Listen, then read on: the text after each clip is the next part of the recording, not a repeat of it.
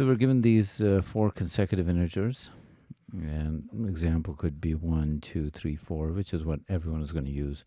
And they're just asking you to figure out which one has the greatest value. So you can just simply plug in these values and compute the different answer choices. So f would be 2/3, and then 3/4. So 3/4 is greater than 2/3 because that's 0.75.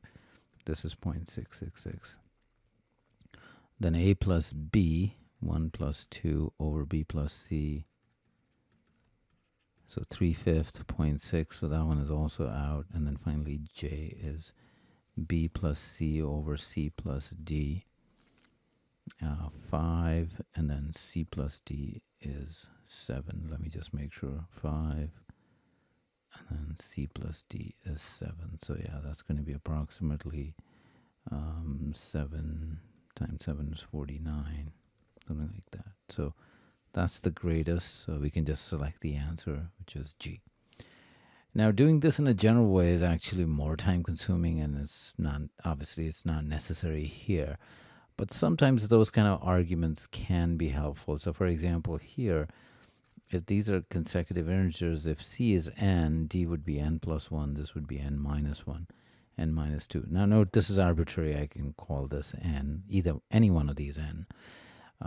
Meaning if I call this m, this would be m plus 1, m plus 2, m plus 3.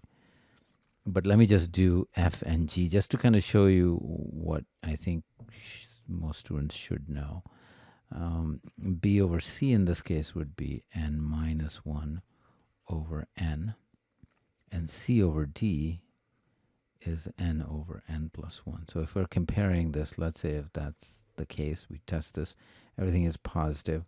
So if we cross multiply, we get the difference of squares here and then n square.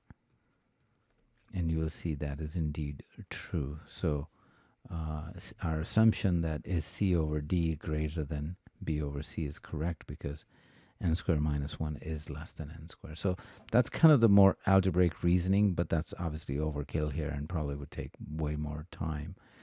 So the easiest way was to just plug in numbers, and this simplest numbers worked. So I guess that's what this question is testing. So the answer is G.